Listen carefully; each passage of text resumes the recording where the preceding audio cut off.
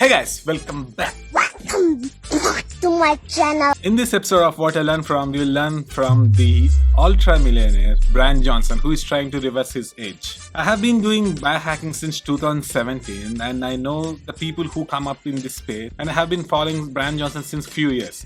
And guys, when some people see like this, they might think that yeah, he's trying to do something and he's trying to sell something, or he's just fake person. But in reality, I could understand that whatever he was trying to do was genuine and sincere. Some people, when they see headlines like he spends $2 million on reversing his age, they might think that why he is spending so much time on himself rather than on poor, on some other things. But in reality, after seeing all his videos and reading all his stuff, I really understand his logic and I have a deep respect towards him. He's doing something for humanity and we will all get to experience the fruits of that very soon. So now, without further ado, let's go into the lesson straight away. So the first lesson I have learned is something about normalization of self-destruction habits. Guys, in our society, in our modern society, we have normalized so much of bad stuff and think it is common and it's normal. But in reality, it is so destructive to ourselves. Even if you see your colleagues or friends, they try to glorify their bad habits. For example, some people sleep very late, which is very, very bad for us, and they glorify that, last night I slept at 2 o'clock in the night. I'm so busy.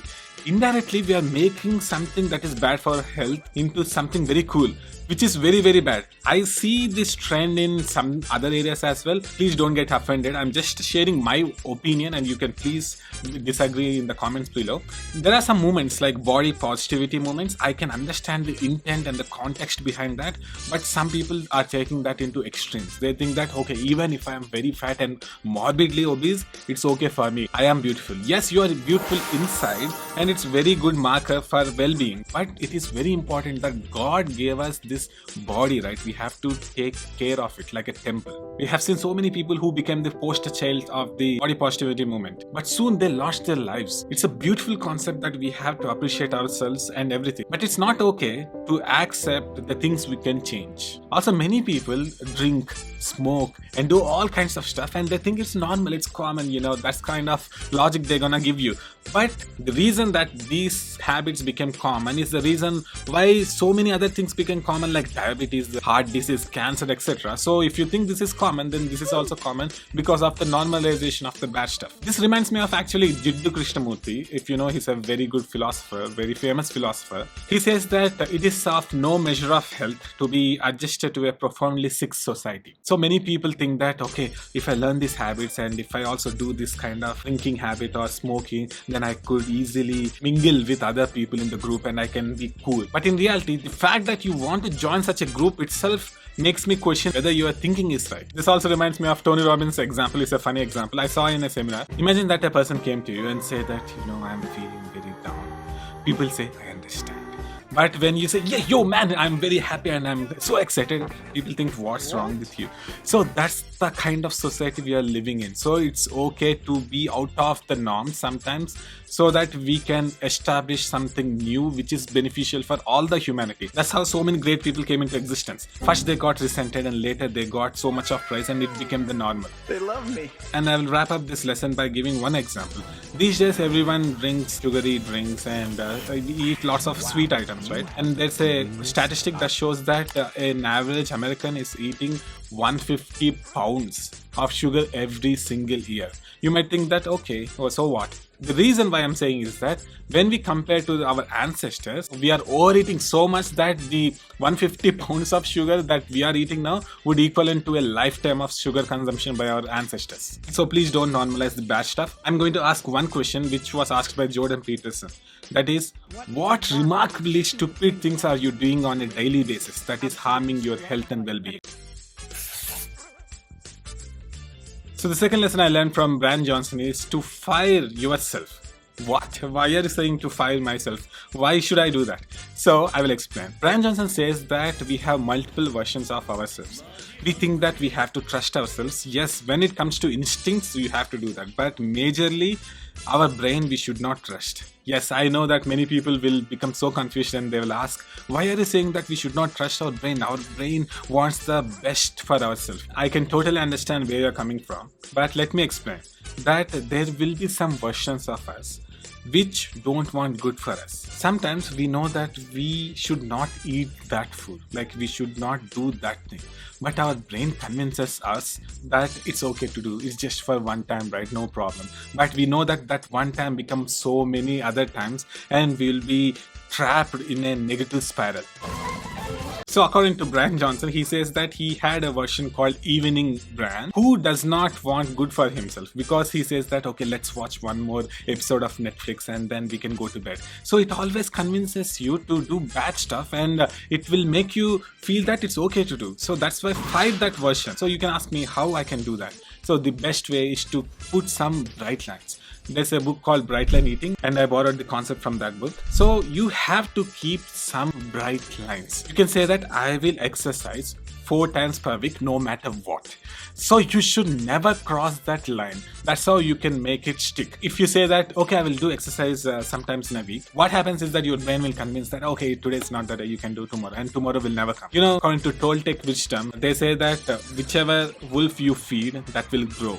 So what wolf are we feeding? Are we feeding the less version of ourselves or highest version of ourselves? I consider this concept like a ceiling and a floor. So imagine that our evening self or our editing self as the floor, and we have a ceiling, and we can never completely become the ceiling, or we can never stay at floor. So try to reach the ceiling by our choices, by keeping some kind of bright lines. You can say that, okay, I don't want to not eat junk food, I love junk food, but I know it's bad for me, what can I do? Then you can say something like, I will eat only once per week, which is Sunday. Like, you have to fix it. By doing such kind of things, you are establishing a line that you should not cross. So are you ready to find the lesser version of yourself? And the third lesson I have learned from Bryan Johnson is something called the power loss. When you see headlines like he spends $2 million on healthcare and try to reverse his age, you think that we don't have $2 million to spend, so it's not for me. But that's where the problem comes. We have to be, first of all, open-minded and see what he suggests as power loss. He says that it does not take much of money like he spends to maintain our health. You might ask me that why he's spending then $2 million if we don't need to spend much money. That's the catch. He's spending a lot of money to see what works so that he can deliver that to us in a very affordable way, so that we can utilize that wisdom and start implementing from day one. So according to Bryan Johnson, there are 5 power laws for health that will give you 80% of the benefits. First of all is sleep. Yes, to prioritize sleep. Wherever he goes, when people ask him like what is the number one thing you will recommend to the people, he always says sleep. We need to prioritize sleep. If sleep is very, very important for us. If sleep was not important, then we have easily lost it in the evolution. But still to this day, we are sleeping. This shows how important is that. He says that in order to prioritize sleep, we can do one thing. That is, we can put an alarm to go to bed. Many people put alarm to wake up. So instead of that, you can put an alarm or a time for sleeping, so that you can go to the bed at the same time and we can wake up at the same time around plus or minus 30 minutes. So that's number one tip he gives in sleep. Second is exercise. See, we have all read exercise is good, but how many of us are doing? So it's better to have a consistent practice of exercise rather than going to gym like once per week and not doing anything for the rest of the week. So try to create an exercise routine for yourself where you can do it consistently, and that's what he recommends. And also there are so many studies, right? I can keep on going. I have read like 600 plus books, and majority of them are health books, so I can easily tell about the benefits of exercise. But I can give you one powerful study. That in a study they found that the people who do not exercise is almost equivalent to taking a depressant, because the people who exercise, they have benefits of an antidepressant. So indirectly, if you're not doing the exercise, we are indirectly making ourselves depressed. So the third power law is diet. Yes, there are thousands of diets and so many people from carnivore to vegan. There are so many diets, and you can get into a heated debate with everyone and not do anything. But instead, he suggests very simple thing. That is, try to eat at least 2 hours before bed so that you have some room for digestion and it will let you burn the fat. So try to go on reducing that. So he eats extremely at 11 o'clock in the morning, but that's not what he's suggesting. He's saying that try to eat at least 2 hours before bed so that you don't eat right before you go to bed. And if possible, try to go even beyond, like try to eat 3 hours before the bed, and it's better, and whenever you increase the gap, it's better for your health. Fourth one is not diet related, but to have meaningful relationships. If you read a book called Ikigai, you will know that having a certain sense of community or a membership or certain kind of belonging is very important for our mental health and well-being. The reason many people cross the year of 100 and be centenarian is the fact that they have a strong community.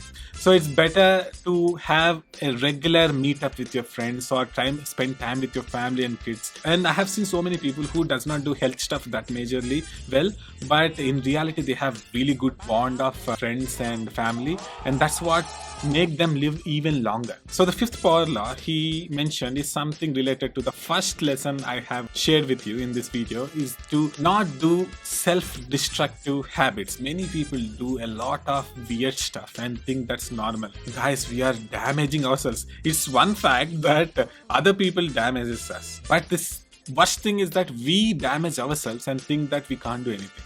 So please, as Jordan Peterson asks, what ridiculously bad things are you doing to yourself, or remarkably stupid things that you are doing to yourself, and please identify them and remove them.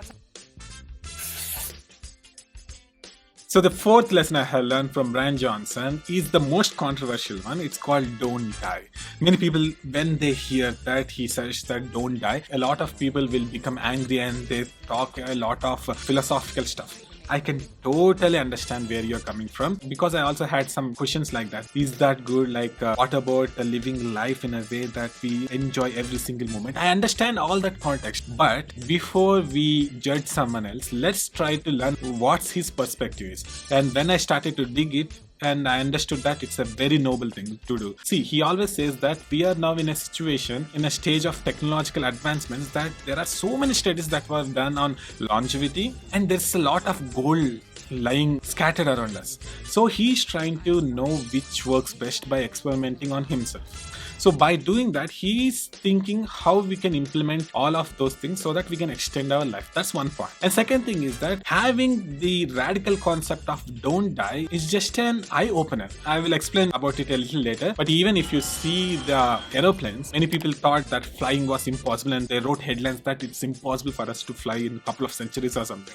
But we did it, right? So similarly, if we have the mindset of not dying, we might explore more and more advancements in this area. So the logical explanation of his concept from my side is that imagine that you accept this ideology of don't die.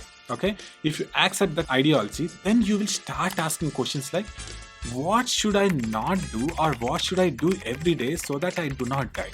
That will open up into more actionable steps. Like, for example, okay, I have to sleep early, I have to eat good food, I have to have a meaningful relationship. By having such an ideology, you will implement such kind of things in your life. By doing that, your overall well-being will be very, very awesome, and then the lives around you will also become better. So it has super good ramifications. So that's how I see his philosophy of don't die. I really like when he says health is forgotten until it's the only thing that matters. So please, let's take care of ourselves. And guys, I have read more than 600 plus books till now, and I read a book a day. Yes, you have heard it right. I read a book a day, and it's so easy. It's so easy. I'm so excited to even share this, because many people think that, oh, I need to read like speed reading, masterclass. I did that as well, but I found a technique which is so easy, and once you read it, you'll see that, is this easy? I never thought it would be possible. So for you guys, I have prepared a free ebook where I share my techniques on how I read a book a day and how you can too. And at the end of it, I mention my top 10 book recommendations out of all the 600 plus books I have read now. So please go down into the description and find the link and download the free ebook. So if any of Bryan Johnson's team member, or even if Bryan is watching this video, I need to say that thank you for doing so much to humanity. And if there is any chance, I would love to interview you. And guys, I have to say something very powerful. That is, you guys are awesome tackle.